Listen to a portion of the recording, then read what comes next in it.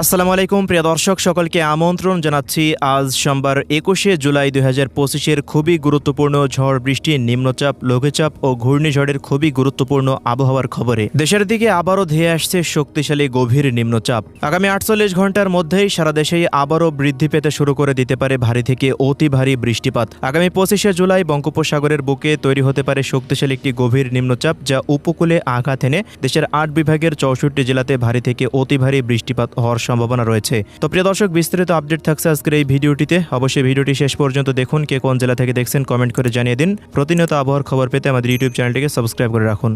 তো প্রিয় দর্শক, আমরা সরাসরি এই মুহূর্তে চলে আসলাম মেঘলা মোডে। তো শুরুতে আমরা দেখে নেব এই মুহূর্তে আজ সোমবার দেশের কোন কোন অঞ্চলগুলোতে মেঘের হানাগোনা কেমন থাকতে পারে, কোথায় কেমন রোদের দেখা মিলতে পারে এবং বঙ্গোপসাগরে একটি নিম্নচাপ তৈরি হওয়ার সম্ভাবনা রয়েছে। নিম্নচাপটি কবে কোথায় আঘাত হানতে পারে সেই আপডেট আমরা শুরুতে দেখে নেব। তো আজকের আবহাওয়ার রিপোর্টে দেখা যাচ্ছে দেশের উত্তর পূর্বাঞ্চলের রংপুর, ময়মনসিংহ, সিলেট এবং এদিকে পশ্চিমাঞ্চলের রাজশাহী, মধ্যাঞ্চলের ঢাকা বিভাগের জেলাগুলিতে মাঝারি থেকে বিক্ষিপ্ত মেঘের উপস্থিতি থাকতে পারে। তবে চট্টগ্রাম ও বরিশাল বিভাগে একটু মেঘের উপস্থিতি কম লক্ষ্য করা যেতে পারে। এই অঞ্চলগুলোতে একটু ভ্যাপসা গরম থাকার সম্ভাবনা রয়েছে। আজকে রংপুর বিভাগের প্রায় প্রত্যেকটা অঞ্চল জুড়ে ভারী মেঘের কারণে ভারী বৃষ্টিপাতের আশঙ্কা থাকছে। ময়মনসিংহ, সিলেট বিভাগেও ভারী মেঘের কারণে ভারী বৃষ্টিপাতের সম্ভাবনা থাকছে। রাজশাহী বিভাগেরও দু এক অঞ্চল জুড়ে বিক্ষিপ্ত মেঘমালার উপস্থিতি দেখা যাচ্ছে। এদিকে ঢাকা বিভাগেও এই অঞ্চলগুলোতে ছড়িয়ে ছিটিয়ে বিক্ষিপ্ত বৃষ্টিপাত হতে পারে। খুলনা বিভাগের জেলাগুলিতে এই মুহূর্তে একটু ভারী মেঘের উপস্থিতি রয়েছে, যা পরবর্তী সময়ে কমতে পারে। আগামীকাল দেখা যাচ্ছে রংপুর, ময়মনসিংহ ও সিলেট বিভাগে বৃষ্টিযুক্ত মেঘের আনাগোনাটা কিছুটা বৃদ্ধি পাওয়ার সম্ভাবনা রয়েছে এবং দক্ষিণাঞ্চলের দিকে মেঘের উপস্থিতি কিছুটা কম থাকতে পারে, কারণ বঙ্গোপসাগরের বুকে একটি নিম্নচাপ তৈরি হওয়ার সম্ভাবনা রয়েছে। যদি নিম্নচাপটি তৈরি হয় তবে দেশের মধ্যে জলীয় বাষ্প প্রবেশে একটু দেখা যাচ্ছে বাধাগ্রস্ত হতে পারে। মৌসুমী বাতাস ঠিকমতো প্রবেশ করতে পারবে না। এজন্য দেশের মধ্যে মেঘের আনাগোনার কিছুটা কমে যেতে পারে এবং আগামী 25 তারিখের পর হতে তা আবার আস্তে আস্তে বৃদ্ধি পেতে পারে, কারণ 25 তারিখের পর একটি নিম্নচাপ তৈরি হতে পারে। নিম্নচাপের সেই মেঘমালা আস্তে আস্তে খুলনা, বরিশাল ও চট্টগ্রাম বিভাগের ওপর দিয়ে পরবর্তী সময় দেশের 5টি বিভাগের ওপর দিয়ে ছড়িয়ে 8 বিভাগের 64 জেলাতেই ভারী থেকে অতি ভারী বৃষ্টিপাত হওয়ার মতো পরিস্থিতি তৈরি হতে পারে আগামী 25শে জুলাইয়ের পর হতে, এমনটা এই মুহূর্তে দেখা যাচ্ছে। তো দেখুন, প্রত্যেক দিনই আকাশ পুরোপুরি মেঘলা থাকছে। অধিকাংশ স্থানে ভারী থেকে অতি ভারী বৃষ্টিপাত হতে পারে, এমনটা আশঙ্কা করা যাচ্ছে। তো এই ছিল এই মুহূর্তে নিম্নচাপের আপডেট। আমরা এই পর্যায়ে চলে আসলাম আজকের বৃষ্টিপাতের খবরে। তো আজ সোমবার 21শে জুলাই সিলেট বিভাগের প্রায় প্রত্যেকটা অঞ্চলে সিলেট, সুনামগঞ্জ, মৌলভীবাজার, হবিগঞ্জ জেলার অধিকাংশ স্থানে বিক্ষিপ্ত ছড়িয়ে ছিটে মাঝারি থেকে ভারী বৃষ্টিপাত হতে পারে। এদিকে ময়মনসিংহ বিভাগেও ময়মনসিংহ, শেরপুর, জামালপুর, নেত্রকোনা অঞ্চলগুলির ওপর দিয়ে বিক্ষিপ্ত বৃষ্টিপাতের সম্ভাবনা দেখা যাচ্ছে। রংপুর বিভাগেরও রংপুর, দিনাজপুর, ঠাকুরগাঁও, পঞ্চগড়, নীলফামারী, লালমনিরহাট, কুড়িগ্রাম ও গাইবান্ধা জেলাগুলির ওপর দিয়ে বিক্ষিপ্ত ছড়িয়ে ছিটিয়ে ভারী বৃষ্টিপাতের সম্ভাবনা।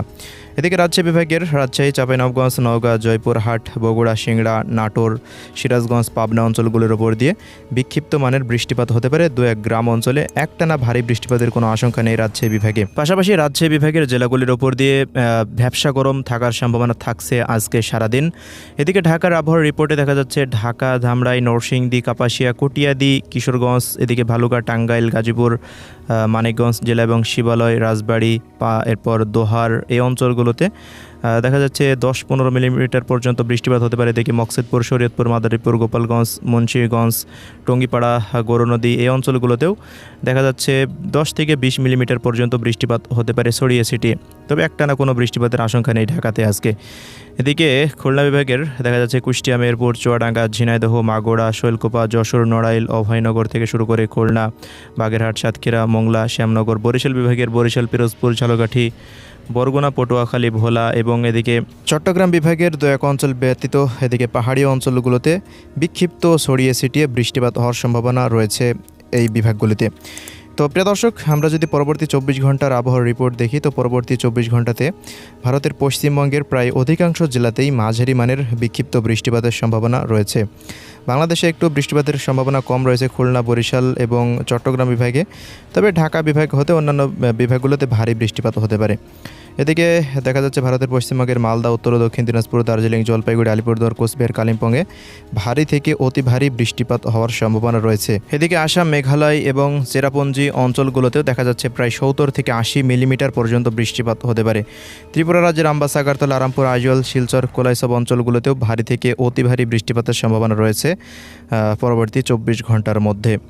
তো তো প্রিয় দর্শক, পরবর্তী 5 দিনের মধ্যে বৃষ্টিপাতের প্রবণতা আরও কিছুটা বৃদ্ধি পাওয়ার আশঙ্কা থাকছে এবং পরবর্তী 10 দিনের মধ্যে নিম্নচাপের প্রভাবে দেশের প্রায় প্রত্যেকটা অঞ্চলেই অতি ভারী বৃষ্টিপাত শুরু হয়ে যেতে পারে।